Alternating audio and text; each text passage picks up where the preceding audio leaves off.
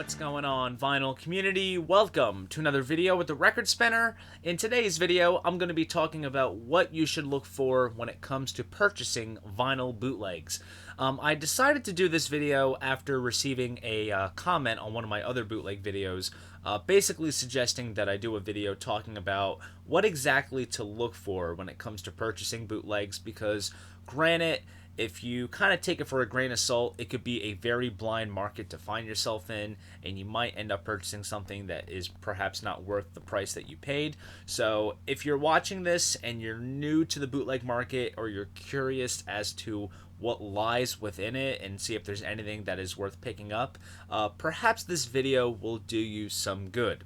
Now, the key component that kind of all ties in with this whole thing is research. You need to know what you're buying, and it sometimes depends on what you're out to get. Bootlegs can consist of many different things, such as audience recordings, soundboard recordings, FM radio broadcasts, or sometimes leaked studio outtakes. And it's all rather subjective to what a fan is looking for, or in some cases, some are out to get just anything and everything that they can get their hands on. Now, personally, in my opinion, I am out for soundboard recordings, FM broadcasts, and studio outtakes. Audience recordings are a bit of a rarity, considering due to the amateur nature behind them. Some of them come out particularly well, but in most cases, I listen to an audience recording and the fatigue kind of sits in, just all of the noise that occurs if it's not recorded properly. Another thing too that I realized, and this is just coming from myself as a little bit of an entry-level audiophile and becoming particularly fond of vinyl mastering and how it's done, whether it's an audiophile release or it's just a well-mastered record to begin with. When it comes to listening to bootlegs, you need to realize that you're not going to be in for the full-on sonic treatment that you would get from a professional recording. And if you set your standards rather high, it could lead to potentially disappointing results. And let's say if you're listening to a soundboard recording or an FM broadcast, you kind of need to take it for what it is at face value. Unless in some circumstance, when you listen to it and it's recorded properly, it could sound just as great as a professional release. But then again, that's kind of give or take depending on the release that you're listening to. But like I said, when it comes down to it all, research is the key. A great place to check out particular reviews on bootlegs are audio forums, whether it's for certain bands or just music in general, like the Steve Hoffman forums. They usually give you a general consensus on which bootlegs sound particularly well, which editions sound good, what the source is like, and whatnot. Another place is Discogs. Even though the marketplace for bootlegs is pretty much obsolete and they're very slim to none, hard to come by on there, they are still listed for the sake of catalog purposes. So like if you have an account and you want to keep track of what you have in your collection, you can easily add the bootlegs to your account, but still also access comments regarding the sound quality and what people have to say about it. Now, if you are a fan of Pink Floyd, I do suggest checking out the site floydboots.com. Everything is categorized either by the show that was performed or even the name of the release and when it was released in terms of which year and decade, points out the sound quality, the rarity rating behind it in terms of the availability and how rare it is, the source of the bootleg, and other types of comments, whether it's about packaging or if it's a pirated release, if it's sourced from a official product, things like that. You really need to check it out for yourself.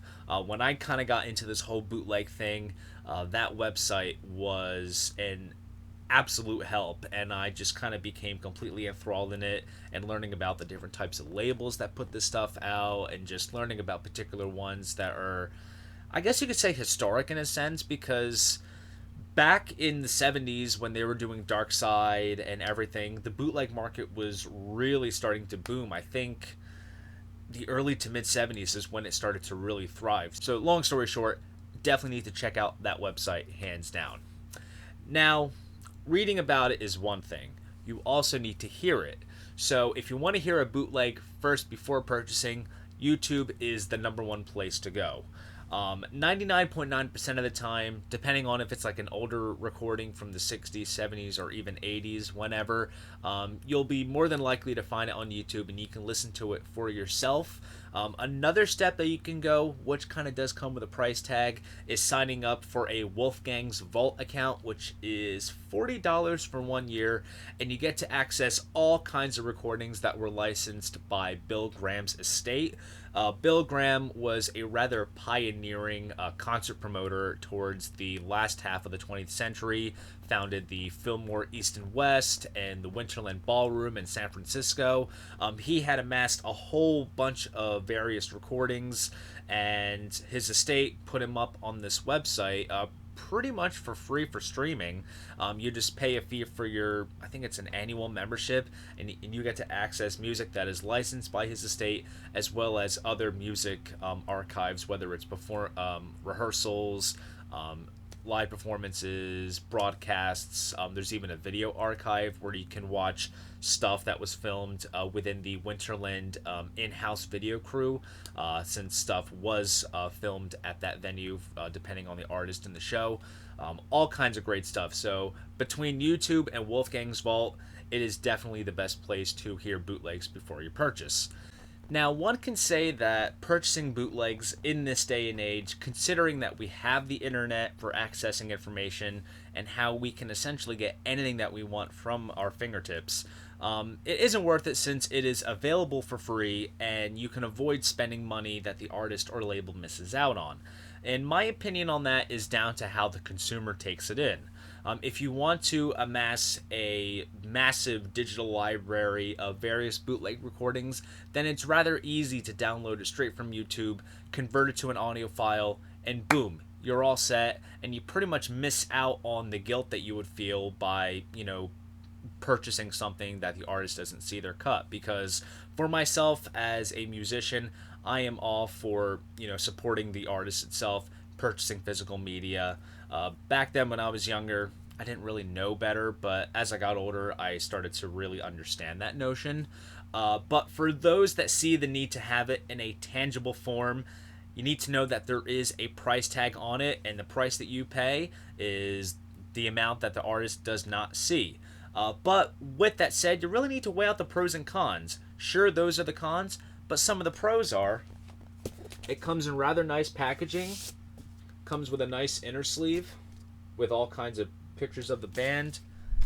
You may even get a rather nice gatefold sleeve, which has even more photos, memorabilia of sorts, to really give you bang for your buck. Or in most cases, when it comes to bootlegs, sure, it can be pressed on standard black, but it could be even more unique if it's pressed on rather nice colored vinyl. So as I said, you really need to weigh out the pros and cons when it comes to purchasing these things. It's all rather subjective. It's down to the consumer and what they're willing to take in and what their morals are. But it's not a matter of who's right or wrong. It's down to what you like. But now let me say this. If you're starting out as a fan of the band, aim to get the official releases. Support the artist. Bootlegs are kind of meant for those that want to sort of fill in the gaps and see what is out there aside from the official releases that are offered by the artist or label. I guess when the completists have everything, they see the need to have more, and that's when they turn to the bootleg market and see what's there and is worthy of interest. That way there is more to kind of feed off of. Here is my question for you guys. What do you look for when it comes to purchasing vinyl bootlegs? Did this video help you in any way? Please drop a comment down below. I'd love to know. And if you enjoyed this video, please give it a like and subscribe to the channel. See you guys in the next video, and most importantly, keep the record spinning.